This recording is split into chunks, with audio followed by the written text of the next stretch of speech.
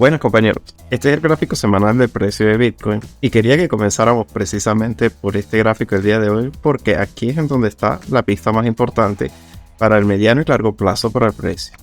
Fíjense, esto está bastante claro.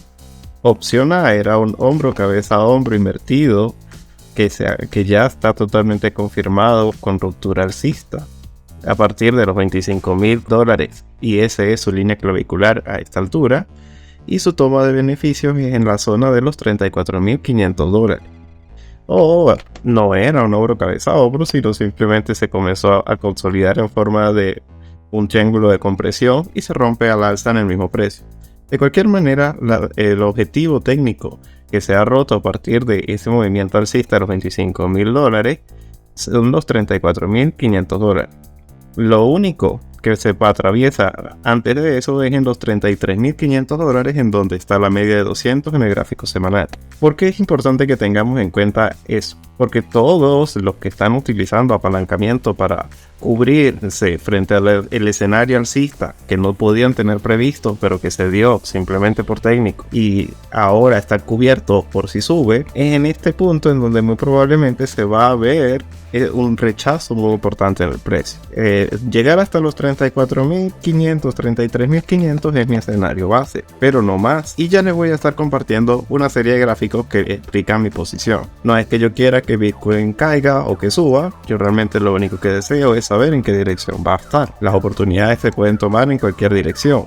Pero era importante dejar claro que esta zona de resistencias de los mínimos que del año pasado, que luego se rompieron en esta zona de los $34,500, actualmente fueron en aquel tiempo una zona de indecisión, aunque bueno, ya en el 2022 una zona de soportes clave, y cuando se perdió, que es apenas ahorita la primera vez que los vamos a volver a alcanzar nuevamente, y muy probablemente se desarmen algún tipo de posiciones en esa altura. No está nada fácil que eso se dé. Y si estás pensando en este momento, tal vez es que no estoy teniendo en cuenta cuáles son los fundamentales de Bitcoin que están haciendo explotar a las criptomonedas al alza, quiero que sigamos con ese punto específicamente. Fíjense, este gráfico fue el que nos terminó de catapultar desde los $19,800 con las crisis bancarias, justamente cuando estábamos en este punto, cuando comenzó con la caída de Silicon Valley Bank, Silvergate y entre otros bancos. De prácticamente en una semana el balance de la deuda pasó desde los $8.35 trillones a por encima de los $8.65 trillones. Todo este dinero entró prácticamente en un fin de semana para intentar prevenir la fuga que estaba ocurriendo de los bancos regionales.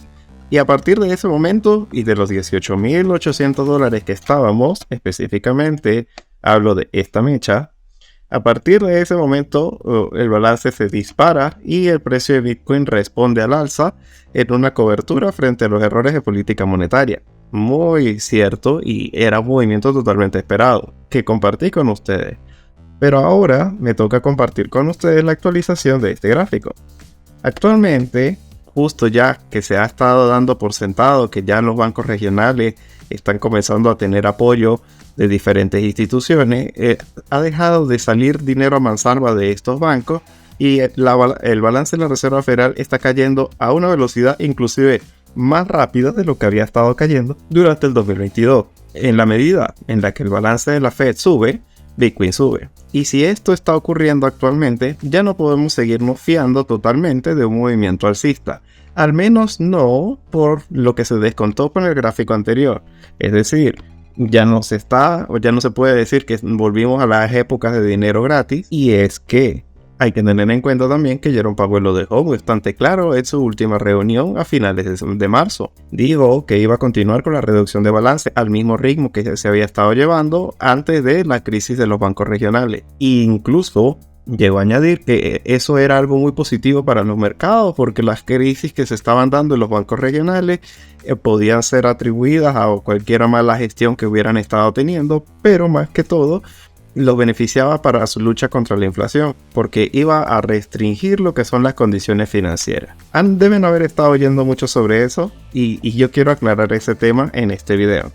Este gráfico es bastante claro sobre lo que ocurre con las condiciones financieras aproximadamente desde 1990. Fíjense, por la parte de arriba encontramos una desviación estándar al alza de facilidades de crédito y por debajo esta línea punteada es una desviación estándar a la baja. ¿Qué es lo importante que podemos ver acá? Que siempre que se comienzan a endurecer las condiciones financieras viene una recesión.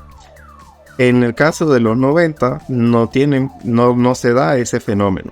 Pero a partir de ahí en adelante, si nos damos cuenta, en la crisis del 2008 fue bastante eficiente. Este fue el endurecimiento crediticio que ocurrió con el default de Grecia. Y a partir de ahí prácticamente, si nos damos cuenta, hemos permanecido siempre por debajo del cero, es decir, con mucha facilidad crediticia, o nunca se alcanza la parte superior de este gráfico.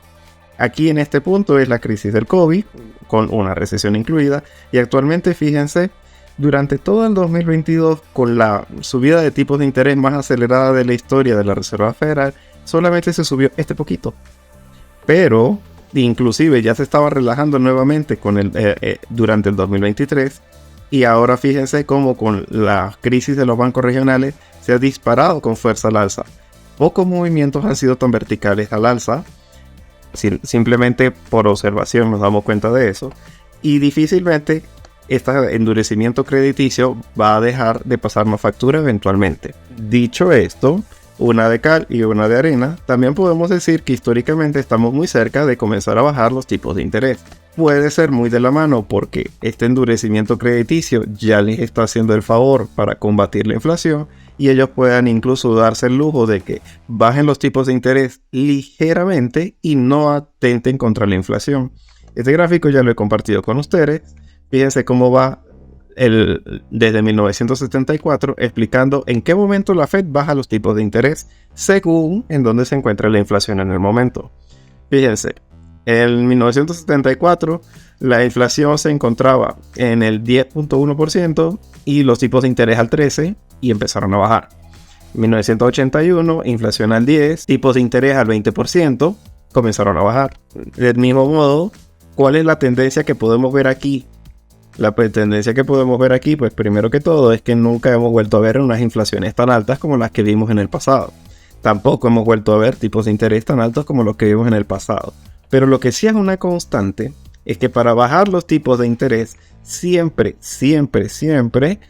primero tienen que estar los tipos de interés por encima de donde está la inflación.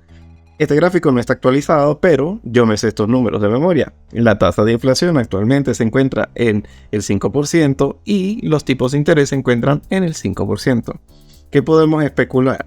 Que simplemente cuando mucho les puede quedar una subida más, pero ya los tipos de interés se están acercando lo suficientemente rápido a la inflación que también está remitiendo con bastante fuerza durante este año. O sea que no puede quedar mucho más de una subida de tipos de interés y que se va a cumplir la misma condición básica para que comiencen a descender los tipos de interés muy próximamente. Ya nos encontramos, como les digo, igualada la inflación a los tipos de interés.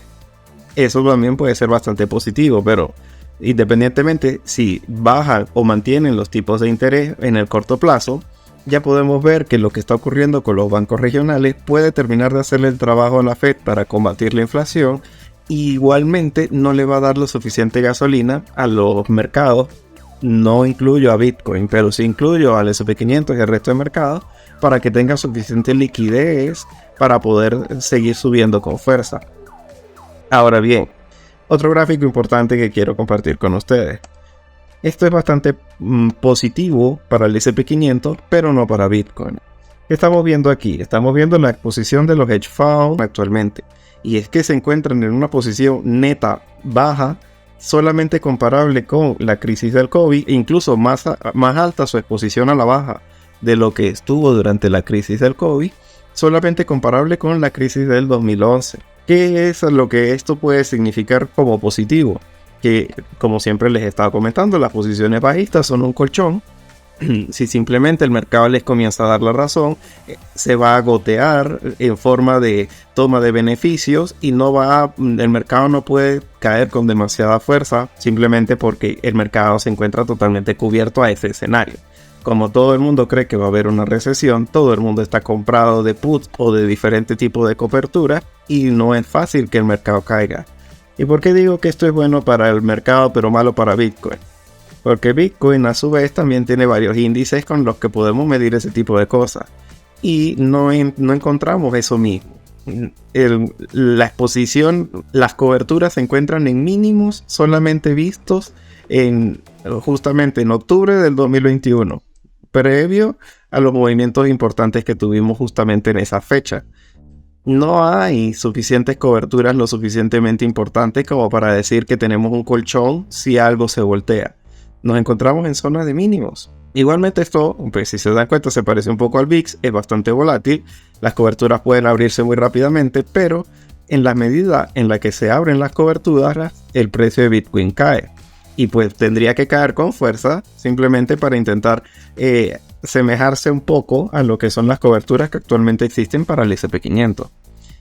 Y vuelvo y repito, esto puede ser bastante positivo para el S&P500 y malo para Bitcoin porque no tiene esas coberturas. Entonces podemos decir que Bitcoin corre un poco más de riesgo que el S&P500 y otros mercados simplemente porque hay muy poca exposición por si el mercado cae. Y simplemente la reapertura de esas posiciones en corto para cobertura, ni siquiera para especular, sino para cobertura, puede jugarnos en contra. Ahora bien, ya vámonos entonces a una temporalidad más pequeña y a intentar sacar conclusiones importantes sobre lo que acabamos de decir.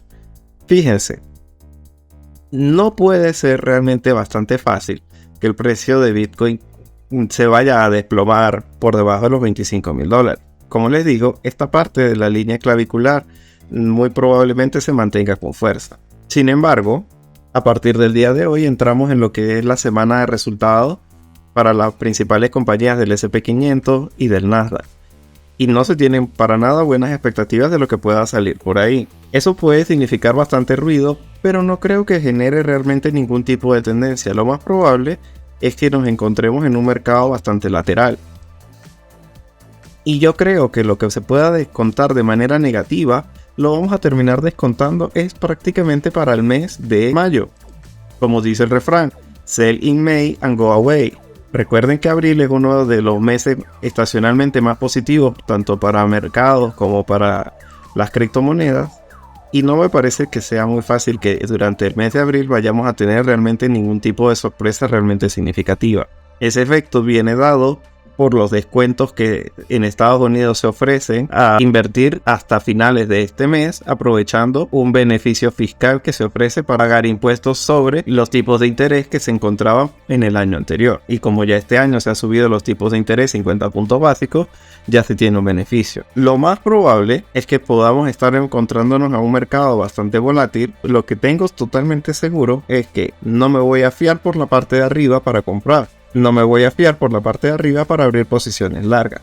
Las compras, que no las he terminado de hacer todavía y evidentemente no las voy a hacer a estos precios, las haré en su momento cuando el mercado me dé la oportunidad. Actualmente lo haré por debajo de los $25,000, con toda la paciencia del mundo y lo que me lleve a hacerlo, porque el mercado siempre da segundas oportunidades a los que se deben esperar, tanto para vender por la parte de arriba como para comprar por la parte de abajo. No entrar en FOMO, sobre todo viendo los gráficos que les acabo de compartir, bastante claros sobre cómo la Reserva Federal no está imprimiendo dinero de la nada y que aunque pudiera comenzar a bajar los tipos de interés, se están endureciendo mucho las condiciones crediticias. Me gustaría decir que sí hay varias cosas que podemos tener por sentado. Primero que todo, el movimiento que está teniendo el S&P500 es un movimiento que se está dando solamente para los valores de gran capitalización. Es decir, si quitamos a las FANG, el S&P500 durante todo el año solo ha subido un 2%. ¿Y eso en qué se traduce? ¿Eso qué significa? Que no hay amplitud de mercado. Que simplemente, así como el oro es un valor refugio frente al escenario bajista del dólar, así como el Bitcoin es un excelente valor refugio para lo que son los movimientos desconcertantes e ilógicos de impresión de dinero gratis, también los valores de gran capitalización son un valor refugio frente a un escenario de recesión, porque son too big to fail, son muy grandes para caer, van a ser rescatados, ayudados de alguna manera, porque generan demasiados beneficios, ya sea porque tienen demasiados empleados o simplemente representan por sus patentes y por su infraestructura, un sitio en donde tú puedes dejar tu dinero que eventualmente eso vuelve a subir, ¿sí? Entonces, las FAN como valor refugio son los que tienen soportan todo el peso del S&P 500 y lo hacen subir. Del mismo modo, Bitcoin sube porque está actuando como valor refugio para ese escenario. Y ahí hay otra, y eso me lleva a lo siguiente. Si no hay amplitud de mercado, olvídense totalmente de una alt season. Lo digo directamente y me mojo con lo que digo. Y no esperen que suba nada que esté por debajo del top 10 de capitalización de mercado de las criptomonedas. Nada. Puede subir fácilmente Ethereum. Binance Coin es deflacionario. Puede actuar de una u otra manera como valor refugio, tanto porque es de gran capitalización en el mercado cripto, como por su política monetaria y Bitcoin. Pero ponerse a pensar ahorita que es el mejor momento para comprar Shiba Inu, esto no es un canal de asesoría financiera, pero no quisiera que lo que hagan los lleve a sentir que no están hechos para el trading y los desaliente de aprender y a investigar más sobre si hay mejores formas de rentabilizar su dinero que tomando malas decisiones. Vuelvo y repito, no es un canal de asesoría financiera, mis ideas pueden estar equivocadas, pero si tú no estás viendo una amplitud de mercado y no se está viendo un aumento desmesurado e ilimitado del balance de la Reserva Federal, si no están cayendo los tipos de interés con fuerza, los que se anticipan son los que pierden.